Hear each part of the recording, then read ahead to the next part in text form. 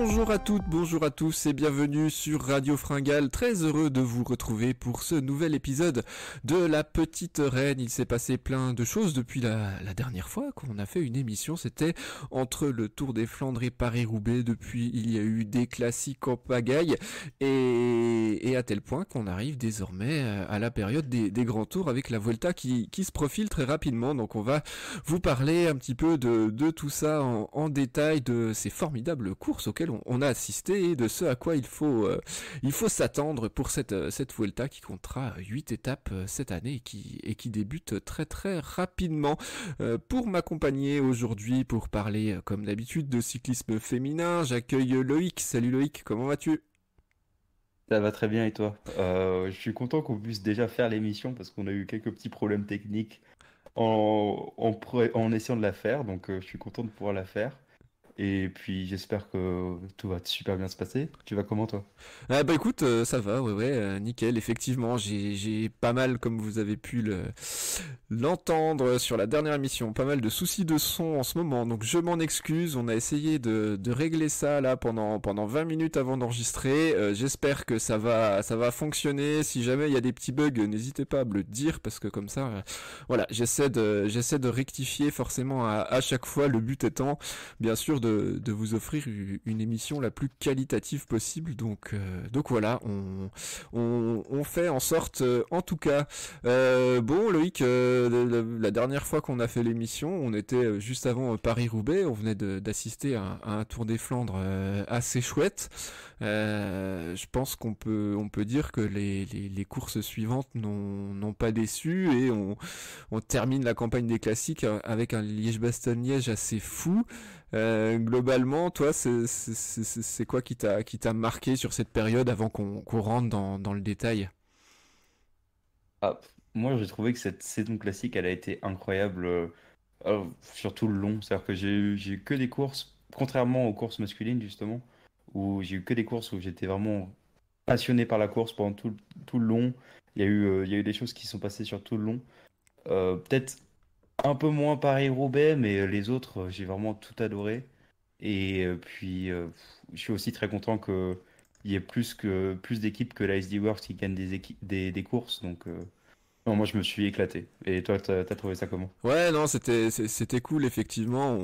On avait ouvert notre première émission sur la SD Works qui est intouchable. On en reparlera plus tard dans l'émission, mais effectivement, elle a pas été intouchable du tout. Et il y a eu énormément de suspense. On a vu, voilà, moi j'ai été quand même très content de la victoire de Niewiadoma sur la Flèche Wallonne. C'était plein d'émotions et c'était chouette à voir et se dire qu'une coureuse de cette trempe-là avait pas gagné depuis 5 ans, j'ose même pas imaginer le soulagement que ça a dû être.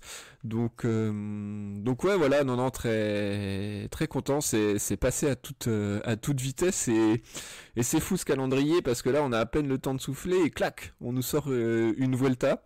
Donc je pense qu'il faut qu'on embraye. Hein. Donc dans un premier temps, on va revenir longuement, hein, comme je vous l'ai dit, sur la période des classiques et la question qu'on voulait aborder et dont on va débattre ensemble, Loïc, qui est la fille, qui est la grande vainqueur de cette période de classique, parce que finalement, il n'y a pas une fille qui a ultra dominé, qui a remporté la moitié des grandes courses, et il y a eu plusieurs grands noms qui se sont imposés un petit peu à la suite sur toutes les épreuves, et bah j'aimerais du coup bien avoir ton avis, toi, voilà, comme ça, s'il y avait un nom à retenir d'une fille qui a pour toi dominé cette période de classique et qui voilà, qui serait décerné, à qui on décernerait par exemple le trophée de la Classic Woman.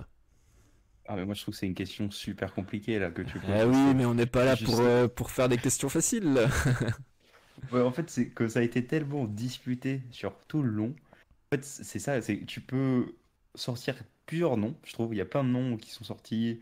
euh, et puis aussi, tu as le nom des grosses perdantes. Pour moi, il y a plusieurs grosses perdantes aussi, euh, notamment chez les SD Works. Mais sortir un nom, déjà, bah, comme tu disais au début, la victoire de Nivea Doma, ça a été incroyable d'émotion. Tu la vois pleurer sur la ligne.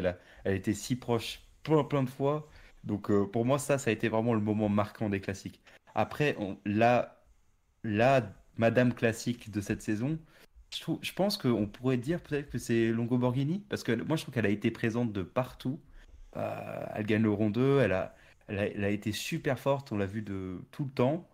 Et en fait, j'ai l'impression que niveau consistance, enfin, elle a toujours été là. Donc c'est peut-être pas celle qui a été la plus flamboyante, même si elle a été ultra flamboyante. Mais pour moi, elle était vraiment ultra présente et je pense que c'est peut-être le nom que je retiendrai, même si t'as Grace Brown, t'as Lotto Kopecky, t'as plein de monde, quoi. Enfin, c'est tellement compliqué. Toi, tu penses que c'est qui la Madame Classique de Ouais, cette saison? moi je suis d'accord avec toi, hein. Moi en listant un petit peu les filles qui ont brillé pendant ce printemps, j'ai mis le nom de Longo Borghini en tête de liste. Alors pour plusieurs choses. Bon, déjà elle en a gagné deux de classiques. Elle a remporté le Tour des Flandres et puis elle a gagné la Flèche Brabanson où elle a déposé Vollering d'une manière assez admirable et je l'ai trouvé très très costaud. C'est la plus régulière, hein, sur toutes les courses. Alors si on accepte Ganvevelgem qui est arrivé au sprint, sa plus mauvaise place c'est sixième à travers les Flandres. Elle a été très régulière. J'ai beaucoup aimé aussi son attitude offensive. On l'a vu encore sur Liège-Bastogne-Liège, sur la Flèche, elle fait troisième alors qu'elle a fait le tempo. Elle était plus dans un rôle d'équipière pour Gaillard et Aligny et puis finalement elle a joué la gagne. Elle était pas si loin sur le mur de 8. Et également, elle a eu, je pense, l'intelligence de faire l'impasse sur Paris-Roubaix pour pouvoir se concentrer sur la deuxième partie des classiques, les classiques ardennaises, et mettre un peu une pause dans un calendrier très très rythmé. Paris-Roubaix, c'est une course qu'elle a déjà gagnée en 2022. Là, elle avait remporté le Tour des Flandres. Donc, ouais, assez logiquement, elle visait, je pense, une des trois classiques. Alors, des trois classiques ardennaises, l'Amstel, la Flèche, Liège. Alors, malheureusement pour elle, elle s'est pas imposée. Et à Liège, il s'en est pas fallu de beaucoup. Je pense elle s'est fait surprendre et elle a peut-être pas hyper bien manœuvré dans le final. Ou du moins sur son sprint. Ouais, pour moi, c'est la fille qui a réalisé le meilleur printemps aussi parce qu'elle a été beaucoup plus régulière que ses adversaires. Et sinon, peut-être que la fille la plus régulière derrière, je pense que c'est Marianne Vos. Marianne Oui. Vos, elle a été hyper impressionnante là sur cette saison. À 36 ans, on le rappelle, elle a commencé elle a quand même gagné. Et finalement, c'est elle qui en a gagné le plus, hein, avec le Newsblad à travers la Flandre et puis l'Amstel. Euh, Cet Elle était Amstel, incroyable. voilà, c'est cet Amstel qui est assez Oui, extraordinaire, faut en ce parler de celle-là. finish avec l'erreur de Lorena Vibos qui lève les bras beaucoup trop tôt. Sur une Amstel un peu tronquée aussi, hein, avec l'accident qui avait eu et puis qui a raccourci le parcours, donc c'était beaucoup moins difficile. Mais voilà, elle a été aussi très, très présente, actrice sur les courses. Un peu juste à Liège, je pense que là on est sur un profil qui est un peu trop difficile pour elle maintenant. Mais pour moi, voilà, je sais pas toi ce que tu as pensé de son printemps, mais c'est un petit peu la fille que je mettrais en deuxième position.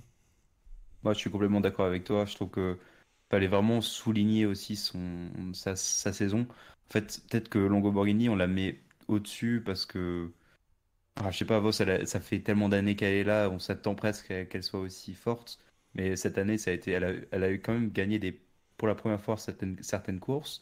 Et en fait, j'ai l'impression que sa carrière se finit jamais. Elle est jamais au crépuscule de sa carrière. Elle est toujours ultra forte. Et on se demande ce qui va l'arrêter. Non, c'est vrai qu'il faut vraiment souligner sa régularité. Et en fait, là, tu as parlé de plein de trucs dont il faut. En fait, ça a été tellement chargé cette saison, c'est compliqué d'en faire seulement un podcast, honnêtement.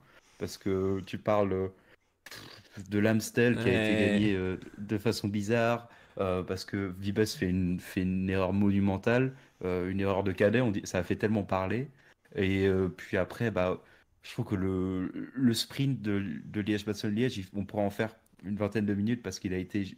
Enfin, la course en général, le final a été très très très très beau et on va en reparler un peu plus tard dans le podcast. Mais je trouve que la façon dont on peut analyser le sprint est quand même assez intéressante parce qu'on voit aussi que Vollering attend, à mon goût, beaucoup trop avant de lancer son sprint et on voit Grace Brown qui saute sur la ligne. Enfin, ça a été un sprint très très intéressant à regarder. Et je pense que c'est un truc qu'on peut montrer dans les écoles de vélo pour voir les erreurs qui ont Mm. été faites et aussi les bonnes choses. Donc, ah ouais, tu soulignes plein de trucs très intéressants là. Et ouais, effectivement, bah, peut-être qu'on essaiera hein, d'en faire plus régulièrement, des petites reines en tout cas. Voilà, on essaie déjà de tenir la régularité, mais c'est vrai qu'il y a plein de choses, il y a plein de choses à dire. Et on peut parler aussi, je pense, de la championne du monde, Lotte Kopecky, annoncée comme grandissime favorite presque sur chaque épreuve. Et qui finalement, alors il faut pas minimiser sa performance, parce que j'allais dire elle ne gagne que Paris-Roubaix, elle y gagne Paris-Roubaix, ce qui est une superbe perf. Un Tour des Flandres où elle passe un petit peu à côté, elle n'était pas très en canne, et puis bon sur les Ardennaises, après elle était plus dans un rôle de coéquipière, donc ce qui fait qu'elle n'a pas forcément brillé, et puis voilà sur des courses qui correspondent un peu moins à son profil. Finalement, Lotte Kopecky, bonne campagne de classique ou moyenne? Oh non, moi je pense que ça a été une très bonne campagne de classique. Il faut quand même se souvenir elle a déjà beaucoup couru cette année. C'est normal que sur les Ardennaises, elle ait pris un rôle plus de coéquipière parce que c'était pas vraiment non plus forcément beaucoup son terrain. Enfin, un peu moins. Au début de l'année, on s'est dit que c'était devenu une grimpeuse. Peut-être qu'on s'est un peu enflammé. Faut aussi comprendre que on peut pas être performant à 1000% sur chaque course. Et elle a été très très impressionnante sur Paris-Roubaix. J'ai l'impression elle vise très bien ses courses. Elle vise très très bien ce qu'elle veut. Et il y a une très grosse année qui va arriver pour elle. Et je pense aussi qu'elle est en train de prendre la place de tête d'affiche à la SD Works à 100%. C'est-à-dire que c'est elle qui va devenir la grosse tête d'affiche pour les prochaines années.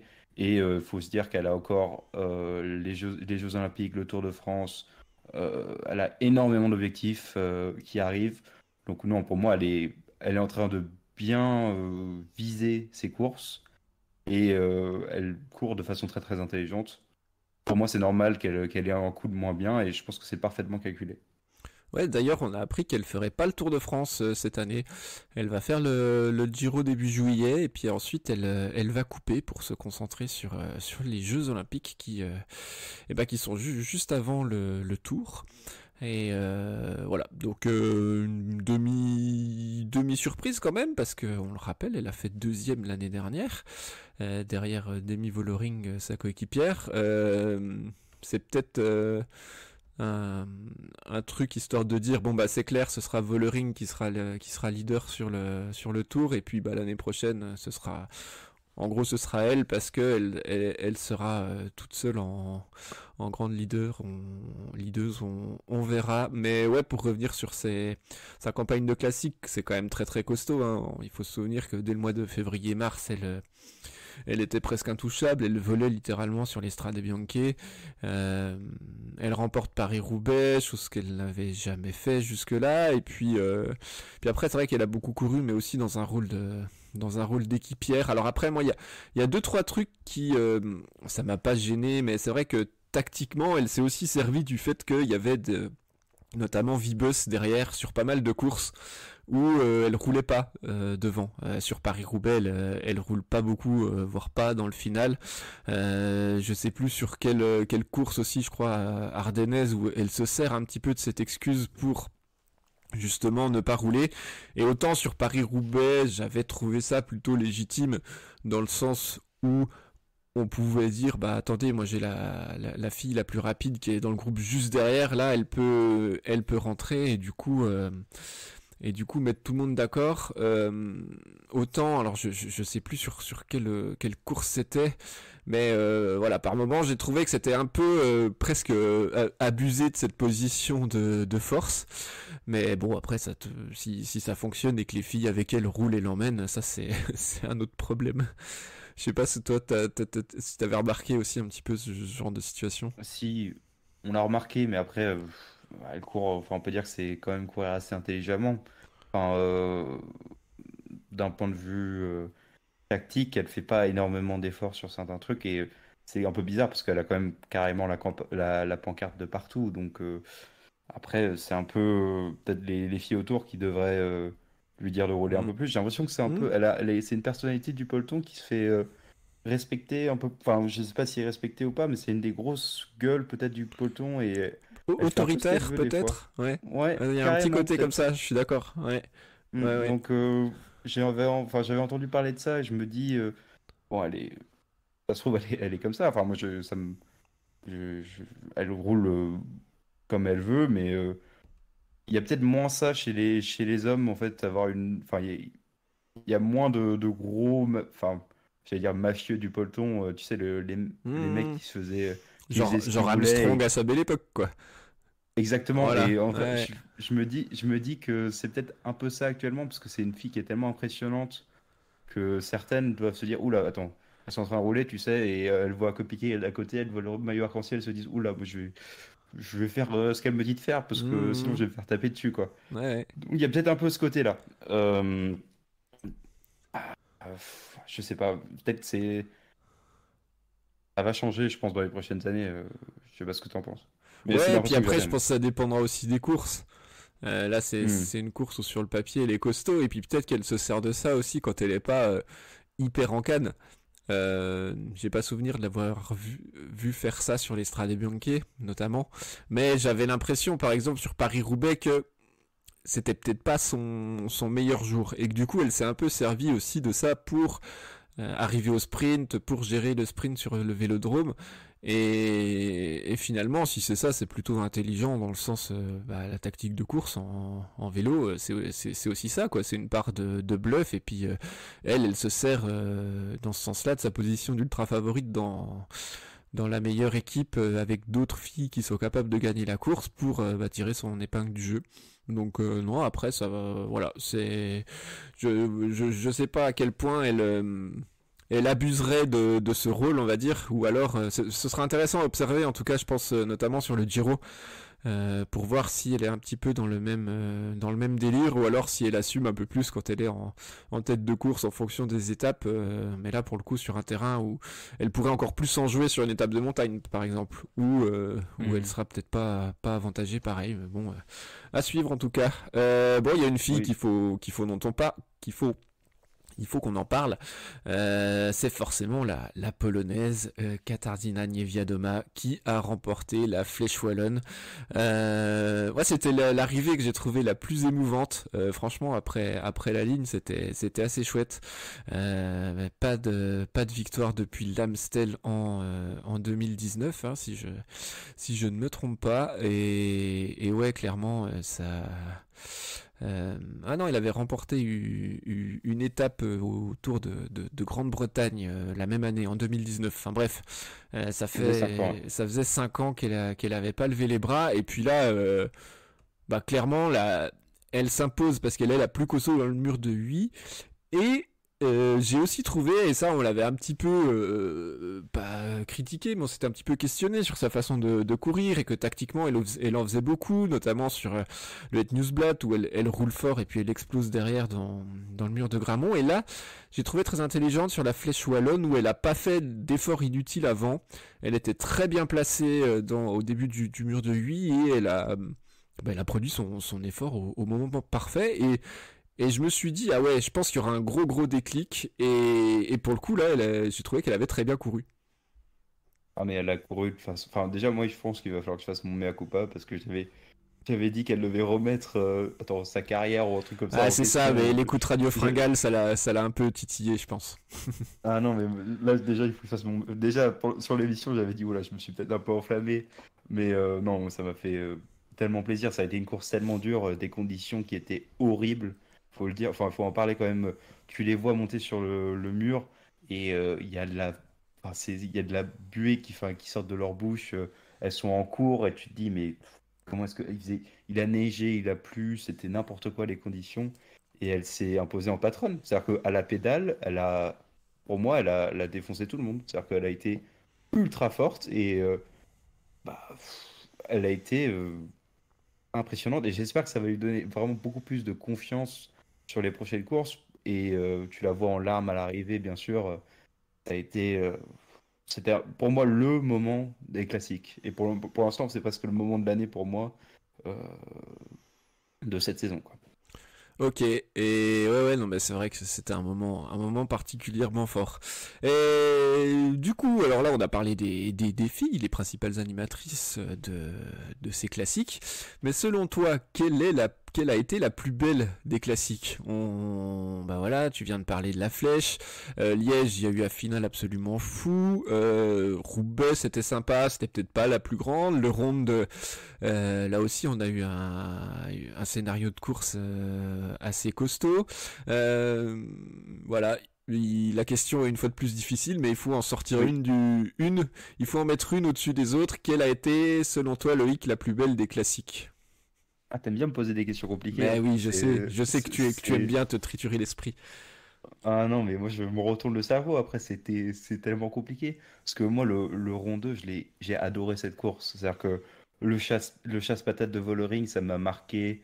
On a eu un final dantesque, ça a été incroyable.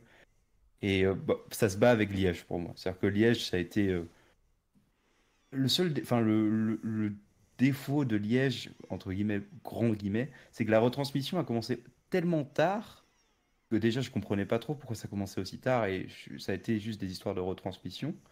Mais tu vois un groupe de comptes qui rejoint l'échappée avec des filles de l'échappée qui tiennent sur le groupe de contre et après c'est une fille de l'échappée, Grace Brown, qui vient gagner avec un final incroyable.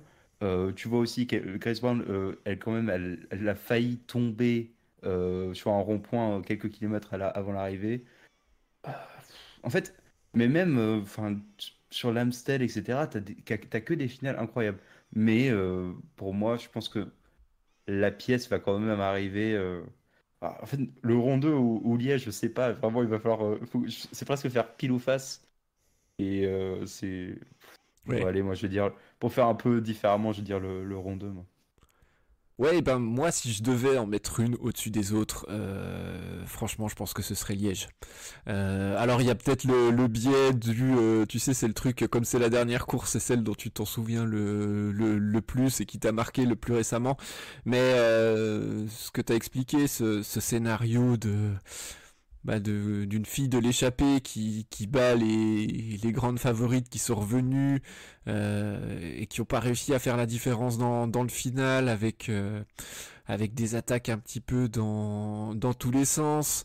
Des stratégies de course aussi de chaque fille dont on pourrait parler très très longuement, notamment Demi Vollering qui lance son sprint beaucoup trop tard, qui essaie de jouer avec Niewiadoma aussi dans le final, et ça aurait pu lui coûter la victoire, parce que si Longo Borghini elle met un courant d'air aux filles qu'elle rattrape devant dans le final, bah c'est pas sûr qu'elle revienne. Là, alors ça pour le Ah, coup, c'est n'importe quoi. j'ai vraiment pas compris pourquoi elle a fait ça. Pourquoi est-ce que C'était n'importe Niewiadoma lui quoi. aurait pris un relais? Elle avait juste à rester dans la roue.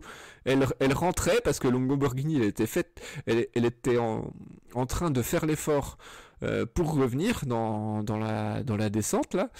Et ouais, d'un coup, tu sais pas pourquoi elle se retourne. Et en fait, ça, c'est plein d'enchaînements d'attitudes individuelles qui questionnent. Pareil, Kim Kazo. Alors, belle perf de la fille d'Education First qui était dans le final. Et ça, c'était une méga surprise. Mais pourquoi est-ce que c'est elle qui va chercher des filles des fois quand ça attaque? Ouais, Bah, pour moi, c'est presque de l'inexpérience de sa part. ouais, je pense. Parce qu'elle a été quand même. Enfin, moi, déjà, elle a été dans quelques-unes de mes équipes de Cycling Fantasy. Mais pour moi, elle a géré le final comme. Enfin, n'importe comment, quoi. Ouais, Et ouais. aussi, pour revenir sur Longo Borghini, à ce moment-là, le moment dont tu parles, elle place une attaque à la course gagnée, hein. C'est impressionnant. Et alors, je sais pas si elle a été avertie ou elle a capté que Vollering était parvenu tout de suite ou. Enfin, elle prend assez vite l'info quand même. Et puis voilà. Puis les canyons qui sont deux, mais c'est pas les plus rapides au sprint. Bon, pour le coup, elles ont fait un peu tout ce qu'elles ont pu. Je pense que là, il y avait pas grand chose à faire de plus pour elles. Je vois pas comment elles auraient pu manœuvrer autrement pour l'emporter. Même dans le final, là où elle joue bien le coup, et puis voilà, puis Longo Borghini qui revient, qui fait l'effort, et qui lance peut-être son sprint d'un petit peu loin avec le vent de face, et puis Grace Brown, on sait hein, qu'elle est rapide au sprint, Grace Brown, et finalement, dans le final, c'était un peu, bon, on doutait de sa lucidité vu comme elle a failli louper le rond-point. Depuis le début de l'année, elle n'était pas du tout transcendante, même si voilà, en 2023, elle avait remporté des belles courses. Et là, elle sort un sprint monstrueux et clairement, il y a pas photo sur le sprint. Et c'est cool parce que ça vient récompenser la belle saison. Aussi, on peut peut-être dire un petit mot sur le beau début de saison de la FDJ Suez que j'ai trouvé très active sur cette campagne des classiques. On a notamment vu Jade Viel qui a fait quelques échappées, Amber Crack qui était présente, également Evita Music qui fait une très belle 4e place sur la Flèche Wallonne, on n'en a pas parlé tout à l'heure en parlant de la Flèche. Et je trouve que ça vient récompenser un beau collectif, et moi j'étais aussi content pour ça. Oui, bah, je suis complètement d'accord avec toi. Je pense qu'il faut souligner en fait l'arrivée à très très haut niveau de plusieurs équipes, dont la FDG Suez. En fait, elles étaient vraiment très proches de ce gros résultat pendant toute la saison des classiques. Et pour moi, ça devait arriver. Enfin, elles arrivent 4e sur la Flèche Wallonne, elles font une 5e place à Paris-Roubaix. Euh, Elles ont été impressionnantes sur plein de courses, mais on peut dire la même chose enfin, sur la Lidl Trek qui a été super forte sur toute la saison des classiques. En fait, pour moi, là, ce qui a été bien, c'est qu'il y a eu l'arrivée de deux trois équipes en plus avec la Canyon SRAM, la Lidl Trek et la FDJ Suez pour faire de la concurrence à la SD Works. Et ça a fait une saison incroyable de classiques.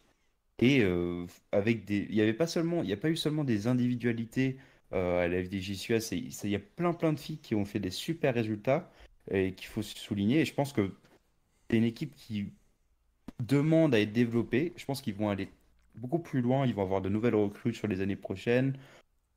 Ça va être, ça donne le sourire aussi pour le cyclisme français parce que c'est une équipe française et je trouve que c'est vraiment une équipe qui travaille bien et qui est assez internationale aussi. Euh, Enfin, moi, j'espère et je pense ils vont aller très loin.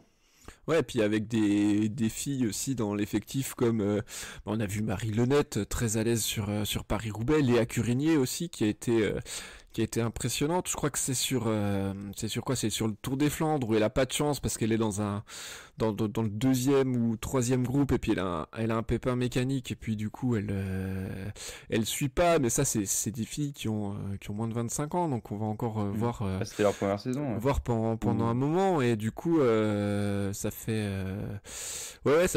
plaisir. Il y a vraiment ouais, quelque chose qui se crée aussi, et on les verra à l'avant forcément sur les grands tours. Et puis on a aussi on l'a pas vu malheureusement sur ce printemps parce elle était blessée, mais Cécilie Outroupe-Ludwig hein, qui avait rayonné sur le Tour de France.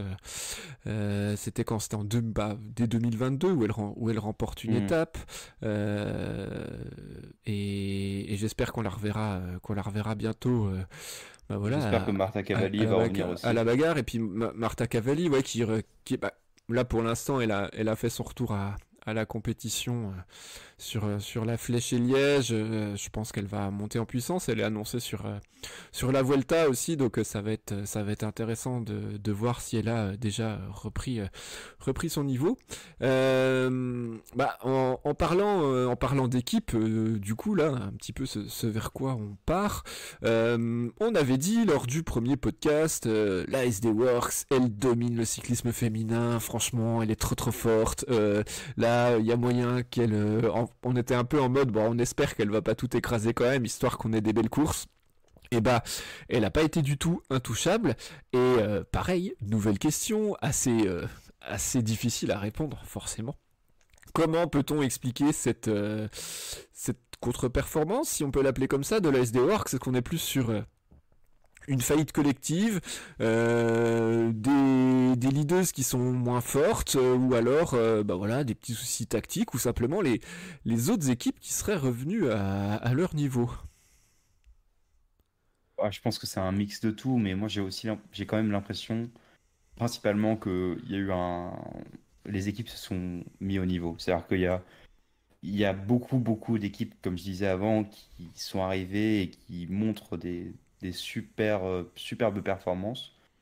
Tactiquement, en effet, ça n'a pas été extrêmement bien géré, mais ça n'a pas non plus été criant de mauvaise gestion. Il y a eu des individualités comme Vollering qui ont mal joué leur coup. C'est-à-dire que pour moi, c'est une saison de classique qui a été ratée pour Vollering. Enfin, il faut dire les choses Ouais, clairement. elle Elle, était a moins forte que l'année dernière, je elle a pense été quand moins même. forte et elle a couru moins intelligemment Mm. aussi. Enfin, tu vois comment elle gère son sprint de Liège. Pour moi, c'est mal géré son sprint. Enfin, elle avait clairement la possibilité de gagner cette course-là. Et bon, après, je pense que sur les grands tours, ça va être une autre histoire. Euh, je pense elle va quand même courir différemment et j'ai l'impression quand même qu'elle est extrêmement régulière Ouais. et plus intéressante sur les grands tours. Euh, et on a eu des erreurs, genre Vibus qui a fait n'importe quoi sur, sur l'Amstel. Euh, non, non, je pense que c'est principalement les autres équipes où le niveau est devenu un peu plus il y a moins de différentiel entre les équipes. Tout se professionnalise tellement rapidement et ça va tellement à 1000 à l'heure dans le cyclisme féminin en ce moment. C'est-à-dire que là, on est dans les années où, pour moi, tout est en train de se jouer en fait pour le cyclisme féminin sur les équipes. C'est-à-dire que les équipes qui vont marcher maintenant et qui se développent à 1000 à l'heure, c'est celles qui dans 10 ans seront toujours là. Je pense que on est sur un moment crucial et c'est normal qu'à ce moment-là, les différences se, se créent et se défont aussi rapidement. Ouais, bah sur l'ARS des Works, moi je pense déjà que Vollering était beaucoup moins forte par rapport à l'année dernière, comme je l'ai dit, où elle fait le triplé ardennais. Là, elle n'était pas une jambe au-dessus de ses adversaires non plus, contrairement à ce qu'elle avait montré l'année dernière. Elle n'était pas capable de lâcher tout le monde à la pédale. Donc là, ça forcément, ça fait moins briller l'équipe, parce que clairement sur les Ardennaises, c'est la meilleure et la seule chance pour remporter une belle victoire. On a Lorena Vibes qui a failli remporter l'Amstel, mais on l'a dit, l'Amstel c'était un peu particulier cette année, c'était beaucoup moins difficile, il y avait moins de dénivelé, la course était moins dure, donc ça l'avantageait. Mais pour rester sur Lorena Vibes, moi j'ai été impressionné aussi par sa capacité à grimper sur des monts. Euh, Elle ne nous avait pas habitués à ça, où il était. Enfin, moi, je la cataloguais plus comme une pure sprinteuse qui passait très difficilement les bosses. Et là, elle a fortement progressé. Et ce serait pas une surprise de la voir briller sur un Tour des Flandres ou une vraie Amstel, on va dire, dans les années futures. Donc ça, ce sera à suivre. Ça, c'est un bon point. Et puis, bah, Lotte Kopecky qui, quand même, remporte un Paris-Roubaix. Donc ça reste une très belle perf. Voilà, je pense que finalement, euh, il y a eu deux, trois coups peut-être pas hyper bien gérée, une Vollering un peu moins flamboyante, et les autres équipes qui grignotent leur retard, avec aussi des individualités qu'on n'avait pas eu l'année dernière, comme à ce niveau-là en tout cas, comme Longo Borghini, qui avait été un peu plus irrégulière, et puis Marianne Vos, c'est pareil, qui est revenu vraiment très très fort. Donc je pense que c'est un tout et ça recrée un équilibre, mais en tout cas c'est vraiment chouette et c'est aussi pour ça qu'on s'est régalé parce qu'il y a eu du suspense jusqu'au bout et que clairement bah voilà on en a eu, j'allais dire, pour notre argent, mais non, parce on n'a pas forcément payé. Est-ce qu'il y avait autre chose que tu voulais rajouter sur les classiques, Loïc, avant qu'on passe à l'autre Vuelta? Bah, je pense que on est passé sur à peu près tout, peut-être un peu rapidement sur certaines choses, mais comme ce qu'on disait, c'est qu'on n'avait pas trop le temps de parler de tout.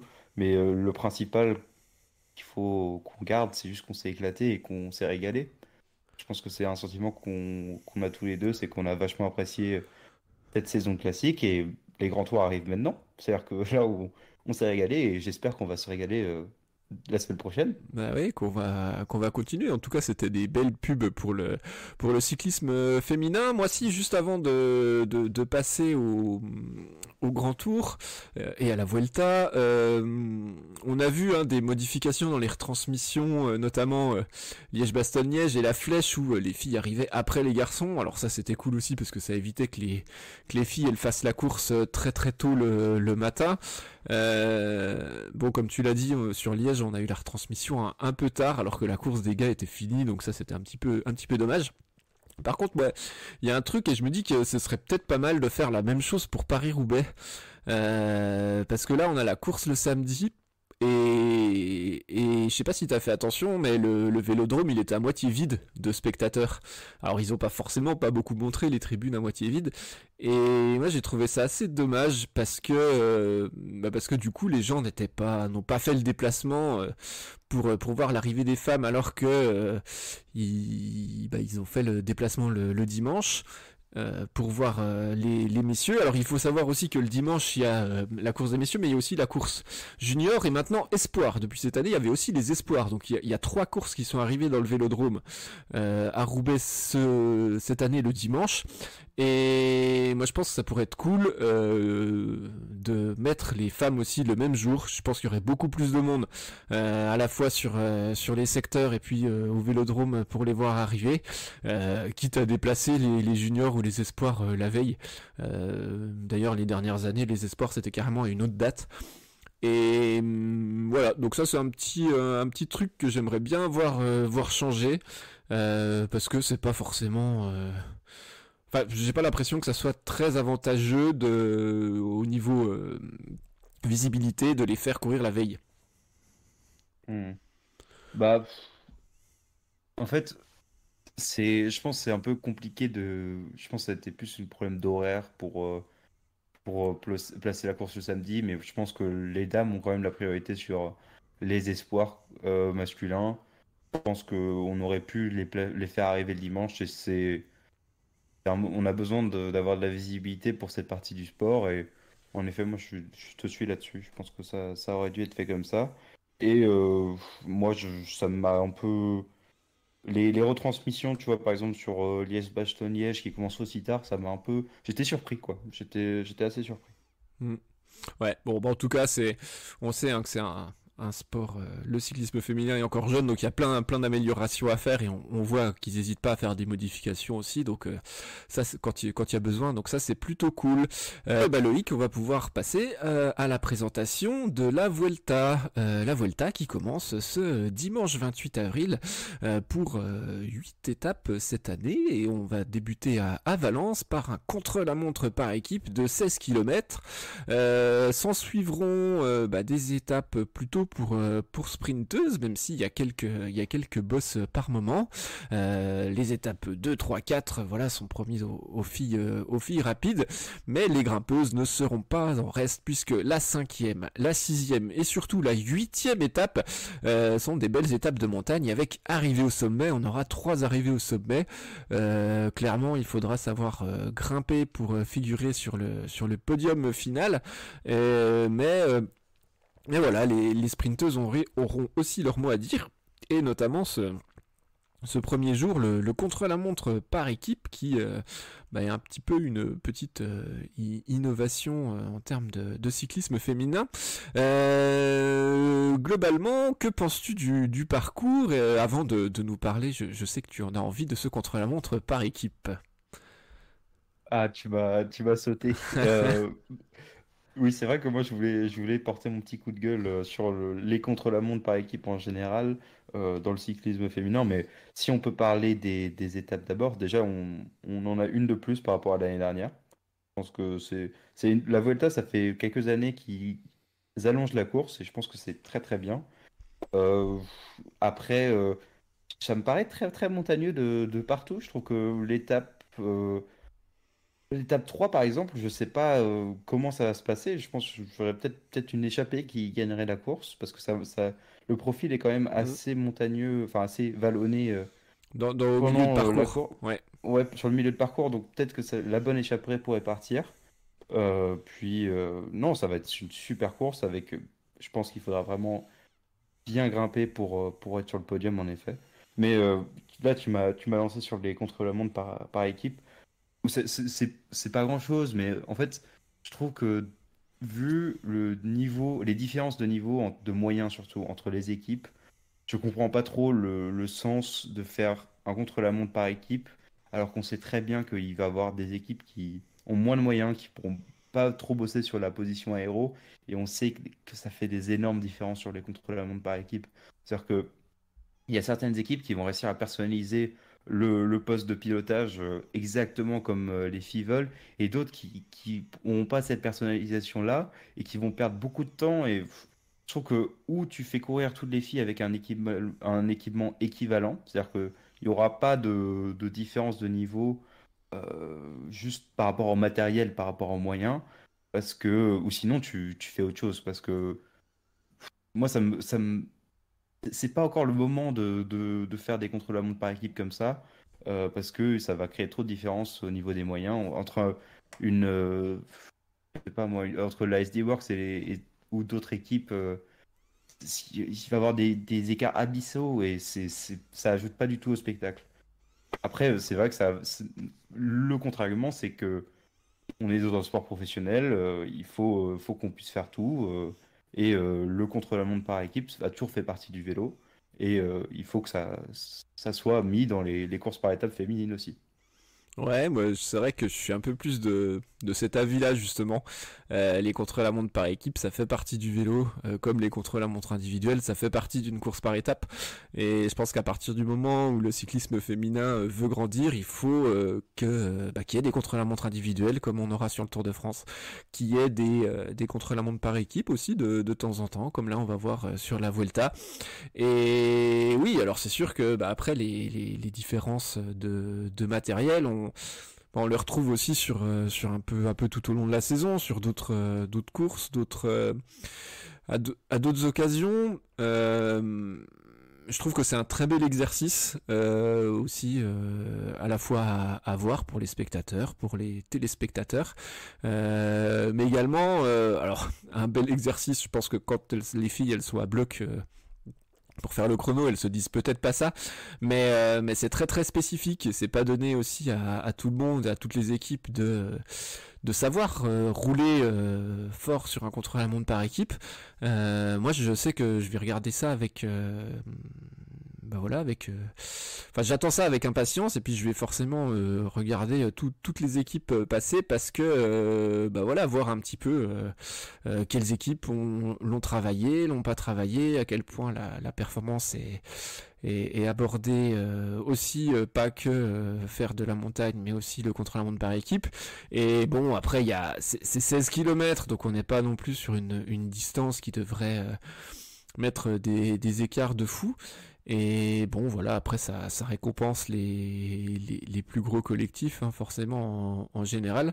Mais voilà, moi je sais que j'aime bien les contre-la-montre par équipe et je trouve que comme il y en a pas souvent, c'est cool qu'il y en ait.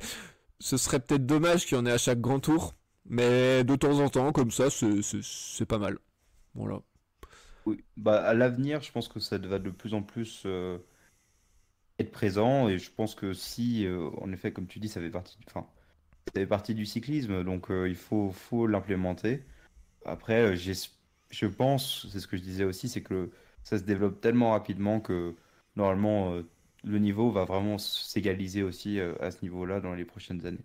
Ouais, ouais, mais c'est vrai que ça, on a déjà vu la différence entre le premier tour féminin et le deuxième, déjà, en termes de... Bon, alors ils avaient sélectionné un peu moins d'équipes sur le deuxième, mais justement pour essayer de niveler le niveau, et puis ça se professionnalise aussi pas mal à droite à gauche, donc on devrait avoir après la plupart des filles qui sont professionnelles, et du coup c'est un exercice qu'elles auraient le temps de travailler, et ça ferait aussi peut-être moins peur. Puis bon là, le parcours, hein, clairement c'est un aller-retour. Il n'y a pas de... En gros, t'as 2-3 virages techniques au début, après c'est ligne droite pendant 8 km, demi-tour, ligne droite pendant 8 km, et puis un virage à 180, et puis c'est l'arrivée. Donc, ils ont pas non plus fait un truc enfin voilà, qui créerait trop d'écart, ou trop technique, ou trop... Voilà. Euh, Hmm. donc, donc on verra ça. Bon, ensuite au niveau, on peut peut-être parler rapidement des étapes de montagne. Alors la 5e, 6e et 8e, on le rappelle, seront des arrivées au sommet. Mais la plus impressionnante pour moi, c'est la dernière étape. Alors elle est courte, elle fait 89 km, mais on a 2 ascensions en première catégorie, pour arriver à Valdesqui, dans la communauté de Madrid. Euh, Clairement, tous. Alors, je sais pas si tout sera déjà joué, mais en tout cas, on sera pas sûr du nom de la vainqueur avant la dernière étape. Je pense que là, c'est un terrain idéal, par exemple, pour essayer de renverser le général. Ah oui, tout à fait. Ça, y aura eu plusieurs étapes de montagne avant qui vont user les coureuses et je pense que ça va vraiment être un peu enfin, c'est cliché de dire ça, mais l'étape de vérité. C'est-à-dire que là, ça va vraiment récompenser les filles qui auront su gérer leur course sur la durée et il pourra avoir des attaques sur la première bosse ou sur la deuxième bosse. Comme ça, je pense que on est sûr de rien avant cette dernière étape. Et je souhaite qu'il y ait du spectacle et je pense qu'il y aura du spectacle. Et oui, je pense aussi, surtout que bah là, on va parler de la start list, et quand même, il y a une superbe start list pour cette Vuelta. Alors, je vais donner les noms, hein, des principales filles qui seront présentes. Bah, Demi Vollering, du team SD Works, hein. On se souvient que l'année dernière, elle a fait deuxième de la Vuelta, alors qu'elle était peut-être la plus costaud, mais c'est cette fameuse histoire de l'attaque, voilà, de Van Vleuten sur arrêt pipi, et du coup voilà, ça a été une grosse polémique. Donc bon, là il n'y a pas de Van Vleuten qui a pris sa retraite, donc Vollering a en théorie le champ libre, mais il y a quand même de la concurrence aussi de pas mal d'autres filles. On en reparlera. Il y a Gaia Realini, alors qui avait été très très forte l'année dernière sur la Vuelta en 2023. Elle avait remporté une étape, et elle avait terminé à la 3e place du classement général, deuxième au lac de Covadonga, derrière Vollering. Donc hyper costaud, hein, la grimpeuse de poche, on rappelle 1m50 pour 40 kilos. Forcément, hein, ça grimpe très très bien. Katarzyna Niewiadoma qui sera présente également, on le rappelle, 3e du Tour de France l'année dernière. Les Françaises Juliette Labousse et Rita Music. On a également la présence de Marianne Vos, Longo Borghini. Alors là, ce sera pas pour le général, mais en tout cas pour aller chasser des étapes. Marianne Vos aussi peut-être pour remporter des victoires au sprint. Tout ça, ça fait voilà, il y a encore voilà d'autres noms comme Navi Garcia qui sera à domicile, l'espagnol de la Live Alula Chaiko. Il y a une belle start list avec des grands noms, et je pense qu'il y aura une belle bagarre pour le podium et pour les victoires d'étape. Ah ben c'est sûr que là il y a beaucoup de monde. On peut aussi citer Sarah Gigante ou Exact. Ariane Marcus qui sont là. Ça c'est deux noms aussi en plus de tout ce que tu as cité. C'est beaucoup de monde, beaucoup de concentration de talent et je pense que Vollering va arriver vraiment très revancharde sur ce Tour d'Espagne. Avec tout ce qui s'est passé l'année dernière, ça a fait des gros titres. Bon, c'était pas forcément moi, j'ai trouvé ça Ouais, pas très c'était un intéressant, peu mais ridicule, ouais. Au bout d'un c'est ça. moment, on parlait tout le temps de ça. Ouais, voilà, c'est qu'en fait, Ça a été, c'est dommage de parler du cyclisme pour ça, c'était pas forcément très intéressant. Et moi, je suis vraiment très, très, très content de voir tous ces noms qui arrivent. Mais c'est quoi toi, on va poser les questions qui fâchent. Ta favorite alors, c'est qui? Oh, pour moi, Vollering. Je pense que Vollering, elle sera vraiment au-dessus. C'est la plus complète, elle a le plus d'expérience et je pense que peut-être que si elle était moins bien sur les Ardennaises, c'est aussi qu'elle a peut-être axé différemment son entraînement et que là, elle a voulu mettre le paquet et elle a jamais remporté la Vuelta du coup. Et, euh, et du coup, ouais, je pense pour moi, c'est la grande favorite et à mon avis, elle sera costaud. Gaia Realini, bah, il faut voir un petit peu là sur. Bon, elle est jeune, elle a que 22 ans. Euh, Elle n'a pas non plus été flamboyante sur le début de saison, sur des courses voilà, qui pouvaient lui correspondre. Elle n'a pas encore levé les bras. Après, on sait qu'elle aime bien, voilà, quand c'est on va dire des vrais cols, des courses difficiles. Elle aura à cœur forcément de bien faire. Donc, ouais, moi je pense que c'est Vollering qui sera, on va dire, la favorite pour le général et je la vois bien dominer la course quand même. Ah oui, enfin, je sais pas si elle va dominer la course, mais c'est l'archi favorite parmi les favorites. Enfin, comme tu disais, je pense qu'elle a vraiment axé son entraînement différemment. Elle veut vraiment la gagner cette course. Et après, est-ce que sur la suite de sa lancée, est-ce que Nivadoma ne pourrait pas arriver et faire un peu les troubles faits? Elle a toujours été ultra régulière et je pense que ça va vraiment être la fille la plus régulière qui va gagner ce Tour d'Espagne. Je pense que là, avec toutes ces étapes qui vont être assez compliquées, je pense que faudra vraiment gérer son effort aussi et ça va être un aspect très très important de la course. Ouais, parce que là, on est sur une course, bah ouais, il y a un jour de plus que l'année dernière, 8 étapes, toutes les filles ne sont pas forcément habituées à ça. Après, voilà, là on parle, Niewiadoma, elle a quand même plusieurs grands tours d'une semaine dans les jambes, avec, on l'a dit, un podium sur le tour l'année dernière. Bon, la Vuelta l'année dernière, elle termine que dixième du général, donc c'est aussi bah voilà, une particularité de cette course qui arrive tôt aussi dans la saison. Fin avril, déjà un grand tour en Espagne. Mais ouais, clairement, Niewiadoma, je pense que, à mon avis, il y a quelque chose qui va être débloqué avec sa victoire à la Flèche Wallonne. Et j'espère qu'elle va se servir de ça pour arriver à courir juste et puis à aller chercher un beau succès sur un grand tour et elle le mériterait et je pense que ce serait une déception pour elle de pas finir sur le podium au moins et puis si elle pouvait aller chercher une autre étape clairement à la jambe il y a pas de raison qu'elle y arrive pas. Après, il faudra sûrement avoir les bonnes jambes le bon jour. Donc ça, on sait jamais forcément en vélo quand ça arrive. Puis on va parler des chances françaises aussi pour cette Vuelta. Juliette Labousse et Vita Music. Enfin, tu penses que il y a des chances de podium pour ces deux filles? Bah, je pense que l'espoir de podium principal chez les Français, ça va quand même être Juliette.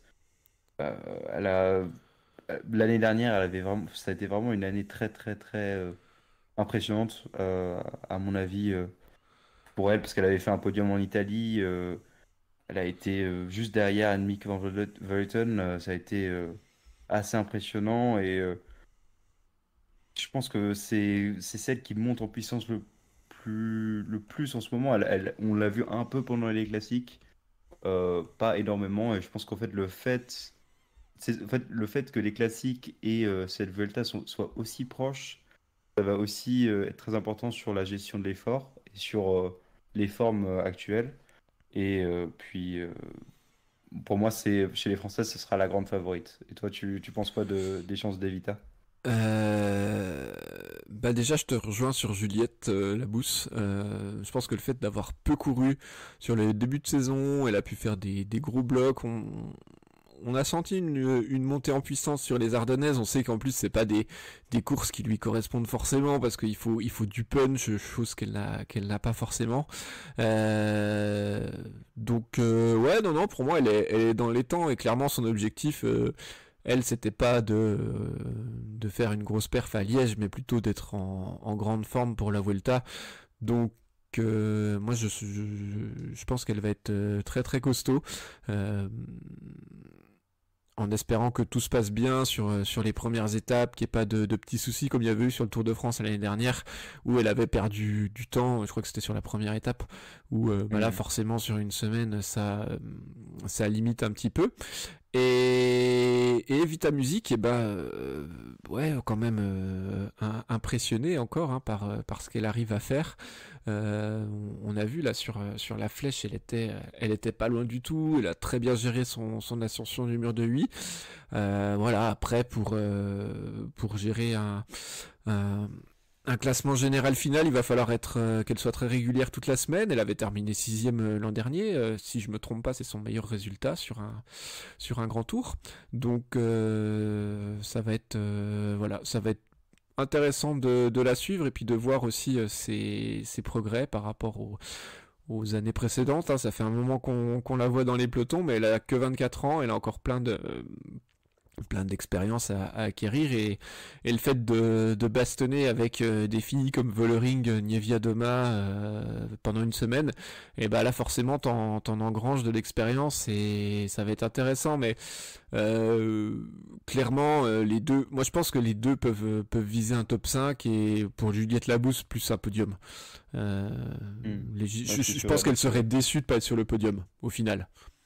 Oui, enfin là-dessus, je te suis. Je pense que pour Evita Music, ça va être encore un peu court pour viser le podium. Je veux dire, c'est que je pense qu'elle peut être très très bien placée et ça suit aussi la montée en puissance de la FDJ Suez. Et cette 4e place à la flèche, ça a été quand même très très impressionnant.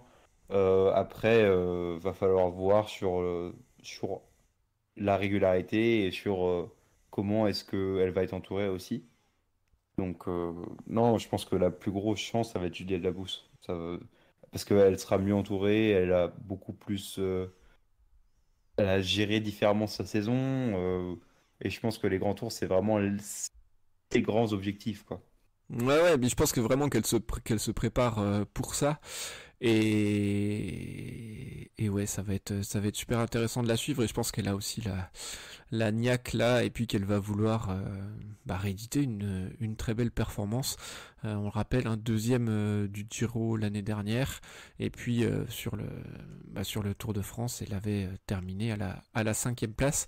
Donc clairement, c'est une fille qui est faite pour les grands tours et le fait qu'il y a un jour de plus, que la course soit plus dure, ça aussi ça va que l'avantager, je pense. Le fait qu'il y ait 3 arrivées au sommet, elle aime bien quand les courses sont difficiles, donc ça va être que du bon. En tout cas, on va suivre ça et on sera à fond derrière elle, derrière nos écrans pour pour cette semaine qu'on va passer à suivre une Vuelta au mois d'avril. Alors les plus anciens d'avant 1996 se souviennent que la Vuelta chez les hommes avait lieu au mois d'avril, et maintenant la Vuelta au mois d'avril c'est chez les femmes. Loïc, je pense qu'on a fait plutôt le tour. Est-ce qu'il y a autre chose que tu voulais encore rajouter sur la Vuelta avant qu'on se quitte? Bah, non, pas forcément. Je pense qu'on a fait le tour d'Espagne. C'est bon, blague facile. Mais non, non, je pense on a parlé d'énormément de choses sur cette émission. Ça a été super intéressant. Et je peux te remercier de m'avoir accompagné sur cette longue discussion sur le cyclisme féminin qui fait toujours plaisir. Eh ben écoute, avec plaisir, et puis on essaiera de remettre ça assez rapidement, hein, si nos emplois du temps le permettent. On essaiera de vous proposer un débrief justement de cette Vuelta le plus tôt possible après la course. Hein. Ça dépend bien sûr de nos disponibilités, et en tout cas on le fera avec plaisir. N'hésitez pas vous dans les commentaires à nous dire si vous pensez que Vollering va va tout écraser, que Juliette Labousse sera assurément sur le podium.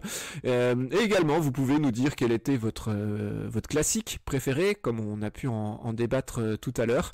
Donc voilà, n'hésitez pas en tout cas à commander, on vous répondra avec plaisir. Merci à toutes et tous de nous avoir suivis jusque-là.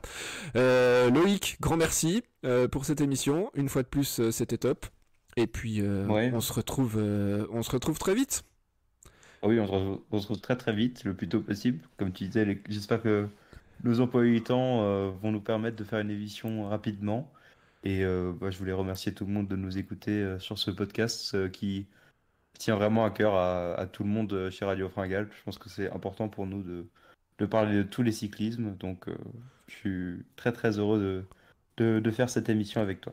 Eh ben, merci beaucoup Loïc, et puis bien sûr, hein, on parle d'une Vuelta au mois d'avril, donc pensez à vous alimenter, parce qu'une fringale sur une course d'une semaine en Espagne, on va monter en altitude, il peut faire froid, les conditions météo peuvent être difficiles, pensez à vous alimenter, car la fringale guette. À bientôt tout le monde, ciao ciao.